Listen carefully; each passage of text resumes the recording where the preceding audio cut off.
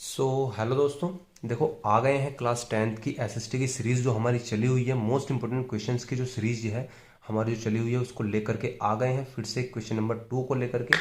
ठीक है। देखो, यहाँ पर सीधा दिमाग पर छापने की हमारी गारंटी होती है। आप वीडियो को देखिए और फिर हमको बताइए कि आपको समझ आया क्वेश्चन या नहीं आया। विस्तृत टाइप की क्वेश्चन है। ठीक है जी। इस चैप्टर से जितने भी क्वेश्चंस विस्तृत होंगे, मतलब ये जो क्वेश्चन आपके हैं इससे आपके अति लघु, लघु और हर प्रकार का क्वेश्चन तैयार हो जाएगा। बस आपको करना इतना है, इनको ध्यान पूर्वक से समझना है, पूरी सीरीज को फॉलो करना है। ठीक है जी। पूरी एसएसटी में आपको कवर करा दूंगा, उसकी आप टेंशन बिल्कुल मत लो। ठीक है भाई, चलो मिलते हैं। देखो भाई, भारत आज का क्वेश्चन है क्वेश्चन नंबर 2। भारत छोड़ो आंदोलन पर एक संक्षिप्त निबंध लिखिए अथवा भारत छोड़ो आंदोलन के प्रमुख कारणों का उल्लेख कीजिए। देखो, क्वेश्चन इस प्रकार से भी आ सकता है या क्वेश्चन आपका इस प्रकार से भी आ सकता है। ठीक है भाई, अथवा करके ऐसे भी आ सकता है कि भारत छोड़ो आंदोलन के प्रमुख कारणों का उल्लेख कीजिए। चलो जी, क्वेश्चन को शुरू करते हैं। देखो क्या लिखा हो, ध्यान दो। आंसर देखो, क्रिप्स मिशन मिशन की विफलता के बाद शुरू हुआ था आंदोलन। ठीक है जी। अब देखो, मैं थोड़ा सा आपको बताता हूँ। जो ये भारत छोड़ो आंदोलन है ना, एक क्रिप्स मिशन हुआ था। अभी आगे आएगा क्रिप्स मिशन है क्या। वो फेल हो गया था, वो विफल हो गया था। विफलता का मतलब होता है फेल होना। उसके बाद से ये आंदोलन शुरू हुआ, भारत छोड़ो आंदोलन। और ये तीसरे नंबर का आंदोलन था। इससे पहले भी दो आंदोलन शुरू हो चुके थे और वे भी गांधी जी के द्वारा ही चलाए गए थे। ठीक है जी। आपने सुना होगा सविनय अवज्ञा आंदोलन। ठीक है जी। और एक और छोड़ा सुना होगा आपने असहयोग आंदोलन। और तीसरे नंबर का था भारत छोड़ो आंदोलन। और ये स्टार्ट हुआ था आपका अगस्त 1942 ईस्वी में। ठीक है जी। इसका उद्देश्य ये था कि अंग्रेजों भारत छोड़ो, ये नारा था इस आंदोलन का। ठीक है भाई, अंग्रेजों भारत छोड़ो। चलो अब हम स्टार्ट करते हैं कारण को, कि कारण क्या रहे इस आंदोलन के शुरू होने के। ठीक है जी। तो आपको जैसे जैसे मैं समझा रहा हूँ ना, वैसे वैसे आप कॉपी के अंदर लिख करके आ जाना। बिल्कुल पूरे में से पूरे आपको नंबर मिलेंगे। ठीक है। चलो, कारण क्या थे प्रारंभ होने के। देखो, सबसे पहला कारण रहा कि अंग्रेजों की साम्राज्यवादी नीति। अंग्रेजों की साम्राज्यवादी नीति। देखो, एक मेन इंपोर्टेंट मैं आपको इसमें चीज बताता हूँ, लिखने की कला क्या होती है। अगर आप क्वेश्चन को देखो रटोगे तो आप हो सकता है 2 दिन में 3 दिन में आप उसको भूल जाओगे। लेकिन अगर आप उसको स्टोरी के तहत समझोगे तो आपको लंबे समय तक याद रहेगा। और दूसरी बात ये होती है कि अगर क्वेश्चन के अंदर कोई हेडिंग दी हुई है तो बस आप उसको हेडिंग को पढ़ो और अच्छे से उसके अंदर की स्टोरी को समझ लो। बस रटना नहीं होता है, बस जो उसकी हेडिंग है उसको अच्छे से देख लो। और जैसे जैसे मैं आपको बताता चल रहा हूँ वो उसके अंदर लिख करके आ जाना, बिल्कुल क्वेश्चन आपका ठीक हो जाएगा। ठीक है भाई। चलो देखो, अंग्रेजों की साम्राज्यवादी नीति। देखो भाई, हुआ क्या था कि 1939 में दूसरा विश्व युद्ध स्टार्ट हो गया था। अब चूंकि भारत पर तो अंग्रेजों का कब्जा था, भारत पर तो क्या था, अंग्रेजों का कब्जा था।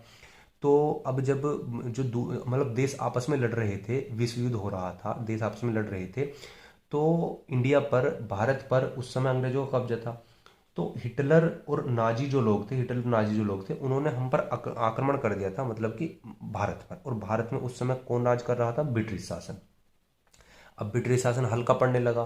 ठीक है जी। और ब्रिटिश शासन ने जो उस समय एक पार्टी थी कांग्रेस पार्टी, उसमें महात्मा गांधी और जवाहरलाल नेहरू वहाँ के प्रमुख थे।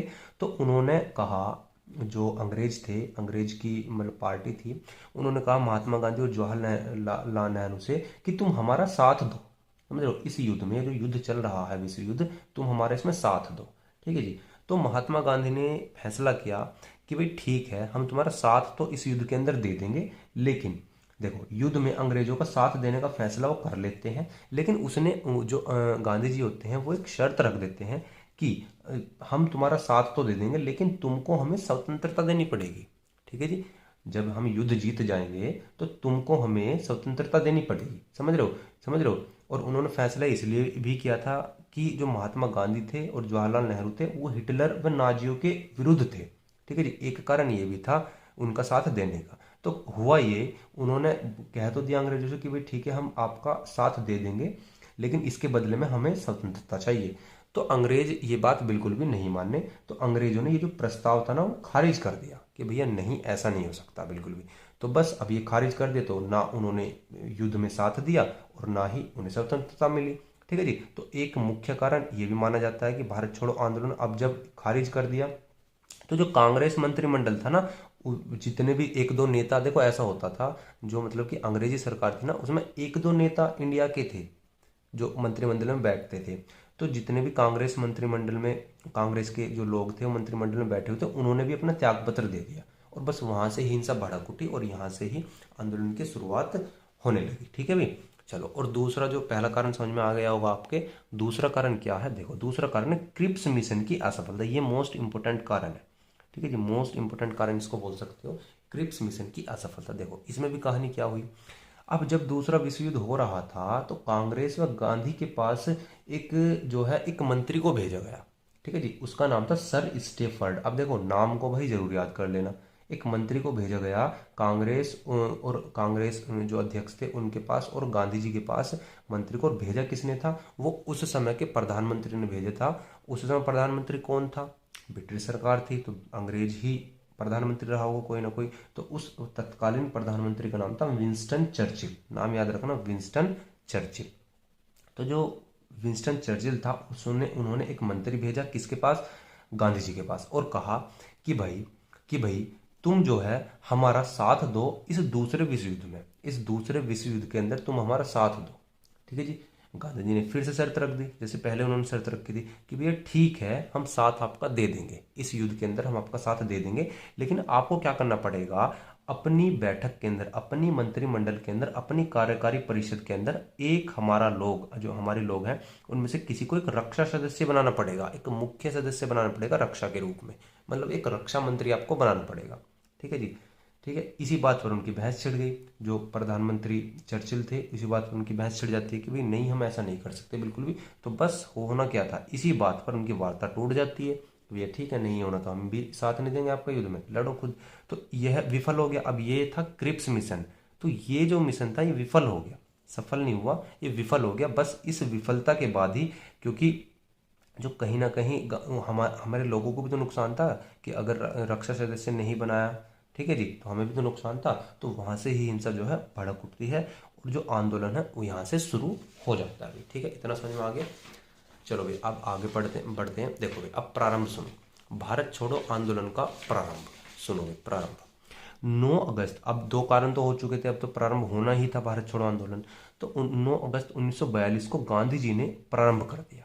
ठीक है जी, 9 अगस्त डेट याद रखना भाई, 9 अगस्त 1942 ईस्वी को। ठीक है जी। अब देखो, अब जब ये स्टार्ट हो गया तो अंग्रेजी सरकार ने इसे दबाने का तो बहुत प्रयत्न किया होगा भाई, बहुत कठोर प्रयत्न किए होंगे, बहुत सारे प्रयत्न किए उन्होंने दबाने के लिए। देखो गांधी जी को गिरफ्तार करवा लिया, ठीक है जी, कांग्रेस जो थी उसको अवैध घोषित कर दिया, जो समाचार पत्र थे उन पर प्रतिबंध लगवा दिया। ठीक है जी, क्यों? क्योंकि जिससे आंदोलन दब जाए। लेकिन इन सब के बावजूद भी जो भारत के युवा लोग थे वो आंदोलन को चलाते रहे। ठीक है, और इसका परिणाम ये भी हुआ कि जो पश्चिमी में एक जगह थी सतारा नाम की, और पूर्व में एक मेदिनीपुर नाम का स्थान था, वहां पर हमारे लोगों ने, इंडिया के लोगों ने एक स्वतंत्र सरकार की स्थापना भी कर दी। मतलब कुछ स्थानों पर हमारी जीत भी हो गई, समझ रहे हो, एक स्वतंत्र सरकार बना भी ली। ठीक है जी, इस आंदोलन की वजह से। ठीक है, अब इसका अंत कैसे होता है, इस आंदोलन का अंत कैसे होता है सुनो। अब जब अधिक कठोर रवैया अपनाने लगे, जो अंग्रेज जो थे अधिक कठोर रवैया अपनाने लगे, तो अपनाने के बाद भी, अधिक कठोर रवैया अपनाने के बाद भी कई साल तक उन पे हैंडल नहीं हुआ, ये आंदोलन चलता रहा और कई साल के बाद में इसका अंत होता है। ठीक है, कई साल तक चला है, उसके बाद में अंत हुआ।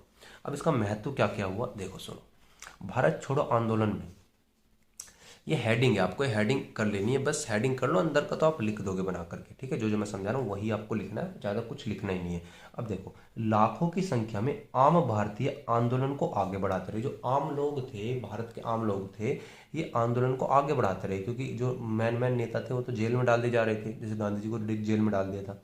ठीक है जी, इस आंदोलन के कारण ब्रिटिश सरकार यह बात तो समझ गई थी। देखो जब ये आंदोलन भड़क गया, अच्छी तरीके से चलने लगा, तो ब्रिटिश सरकार को ये चीज तो समझ आ गई थी कि भारत के जो युवा हैं उनमें बहुत असंतोष है, बहुत व्यापक असंतोष है, वो बहुत हिंसक है। ठीक है जी, अगर उन्होंने कुछ ठान लिया तो वो फिर करके ही छोड़ेंगे, ये बात तो अच्छे से उनके बुद्धि में आ गई थी। ठीक है जी, फिर भी जो ब्रिटिश लोग थे, जो अंग्रेज थे, उन्होंने इस आंदोलन को तो कुचल दिया, लेकिन वो जो इंडिया के लोग थे उनकी भावनाओं को नहीं कुचल पाए। अब भाई इंडिया के लोगों में एक स्वतंत्रता की चिंगारी उठ चुकी थी, अब उनको स्वतंत्रता चाहिए थी, चाहे किसी भी हालत में चाहिए। तो भैया परिणाम ये होता है कि कुछ ही साल के बाद, इस आंदोलन के कुछ ही साल के बाद भारत जो अंग्रेज जो थे उनको भारत वहाँ से छोड़ना पड़ी। अब तुम आप खुद ही देखो 1942 में अगर ये स्टार्ट हुआ था, 1947 में हमें आज़ादी मिल गई थी। अब इसके कुछ ही ये अब कुछ साल तो ये चला था, उसके 2-3 साल के बाद ही जो अंग्रेज जो थे वो भारत छोड़ करके चले गए थे। ठीक है भाई, समझ में आ गया। अगर ना समझ में आया हो तो एक बार वापस से जाइए, बैक जाइए, वहाँ पर जा करके दोबारा से देख लीजिए, समझ में आ जाएगा। ठीक है भाई, पूरा क्वेश्चन मैंने एक्सप्लेन कर दिया है। तो अब मिलते हैं अगले क्वेश्चन में। ठीक है, बाय।